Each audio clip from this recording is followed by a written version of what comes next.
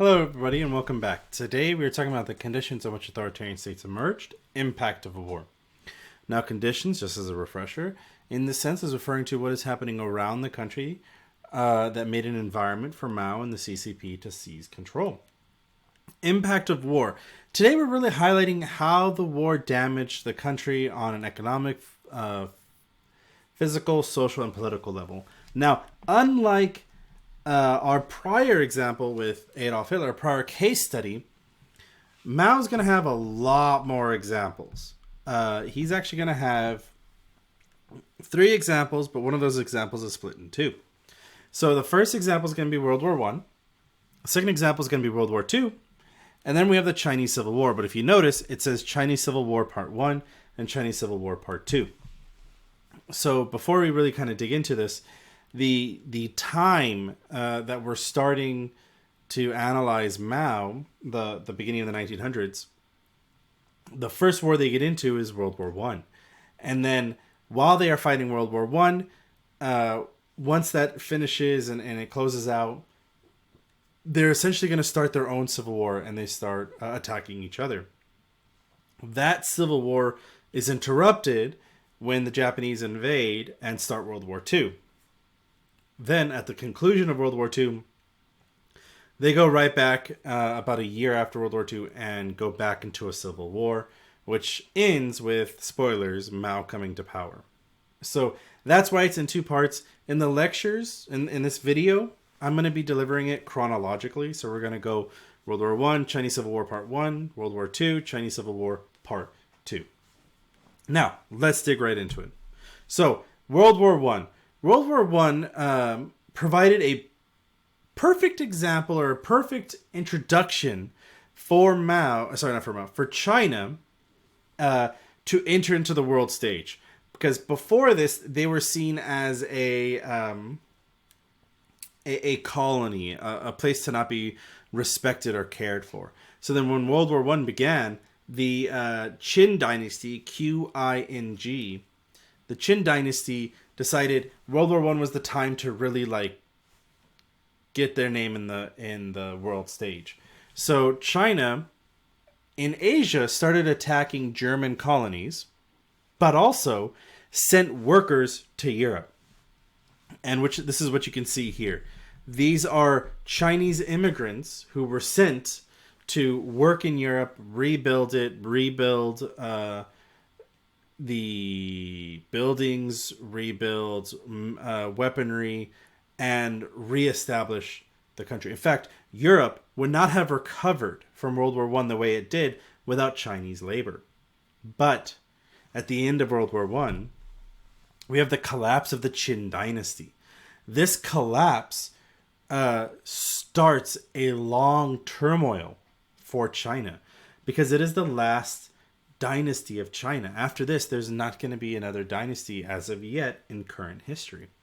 So when the Qin dynasty collapses, because Europe, despite the help of Chinese immigrants, refused to acknowledge China's role in helping in World War I, it caused the people to essentially rise up against the current government, the Qin dynasty, and caused essentially the warlords, the different provincial areas, to look at each other and say, well, they brought us into this war and we're not getting any money out of it. We're not getting anything from this because of racism.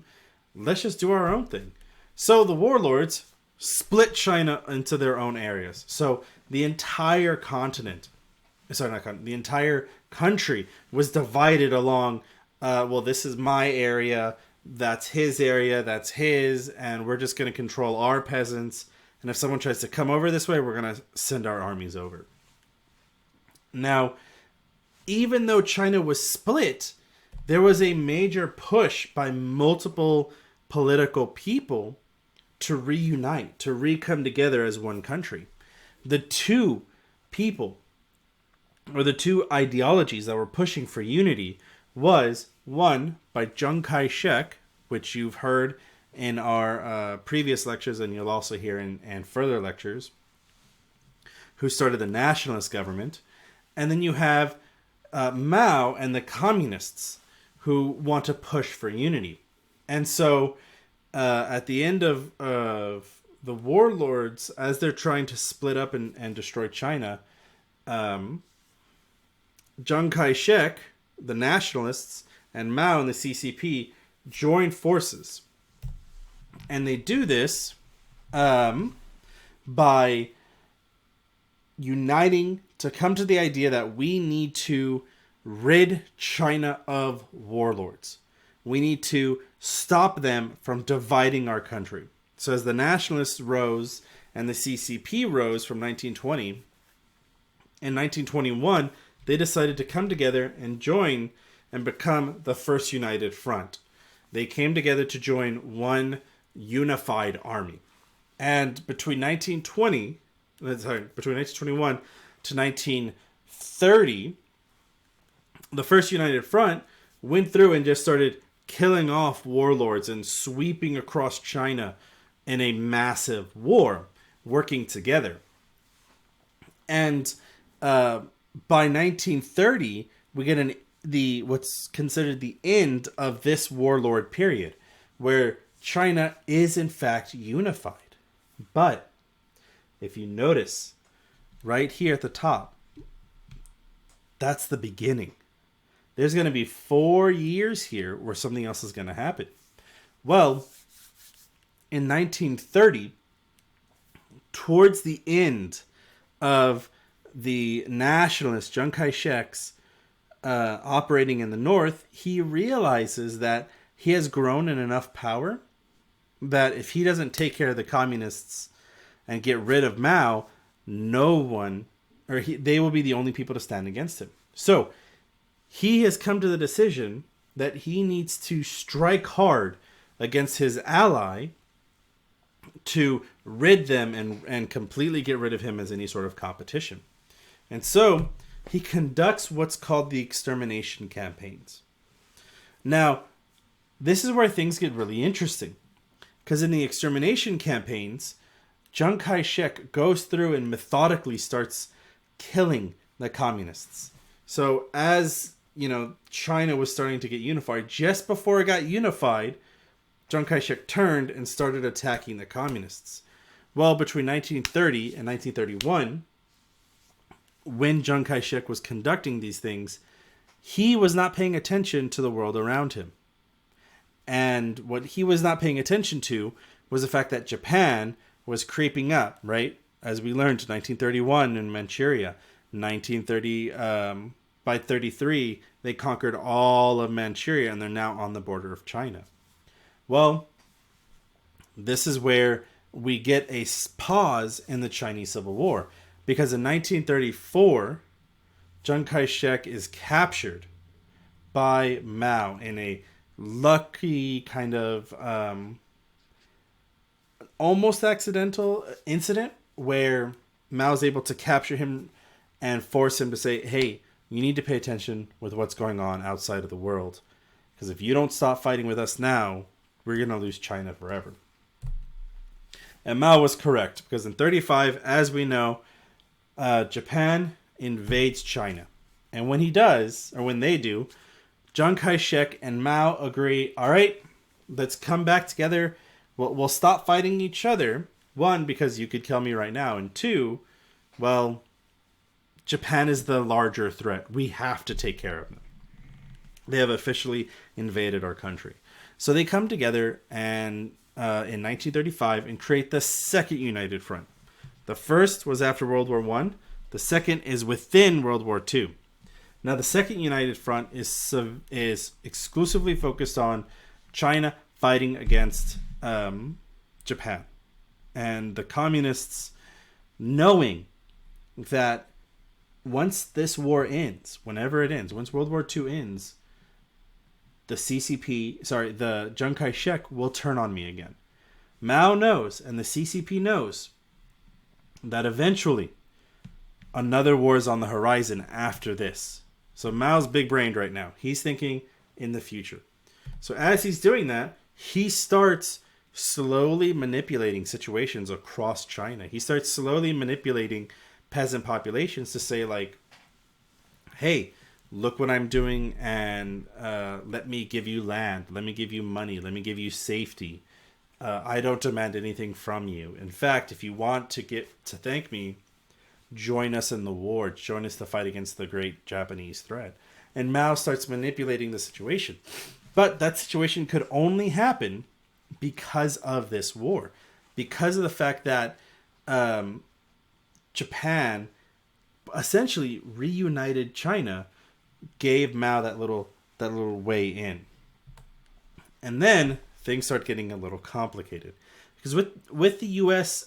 Intervening in China, they start to slowly support Chiang Kai-shek, which is why Chiang Kai-shek is able to establish a country within China, or establish a government within China, to start to dominate and, again, slowly work towards eliminating the CCP. Quietly, though. He does this very secretively and tries to hide it, even from Mao himself. And this doesn't last very long. As we know, Japan surrenders in August 1945. And between 45 and 46, there is a highly tensioned point, because they know war is about to occur. War is incoming. And less than a year later, the Chinese Civil War begins again. And once it begins this time, things are drastically different. Because now, Chiang Kai-shek has the U.S. supporting him. He has foreigners helping him be aggressive and conquer the communists. Whereas the CCP and Mao don't have anybody. They try to reach out to the Soviet Union, their communist ally, and Stalin says, no, I'm not getting involved. Like, I have my own things to worry about. So within that, there comes a major shift where all those little things that Mao was doing throughout the Second World War start coming and giving him favor, because Chiang Kai-shek talked about liberation, talked about democracy, talked about all of these grand things, but in reality, he was suppressing the peasants like the warlords before him. He was just as dictator, he was just as rough. Whereas Mao, yes, Mao did have some violent actions and did conduct himself in a very negative way, but his actions met with his words. He was saying, I'm going to give the peasants liberation. So even though, yeah, he would go through and kill off a bunch of people in one area, he would then turn to the peasants and say, here you go. Welcome to your new land. This is all yours. Whereas Chiang Kai-shek would be like, don't worry, we're going to equalize you guys out. You over there, you look like you have some communist documents. Boom, take them out. It was this interesting shift that essentially, because Mao was fulfilling his words, because Mao was doing exactly what he said he was going to do, as he moved on, he was able to gain more and more support, making him infinitely larger. And essentially, the more people Mao helped, the faster word spread, which meant the more enemies against Chiang Kai-shek.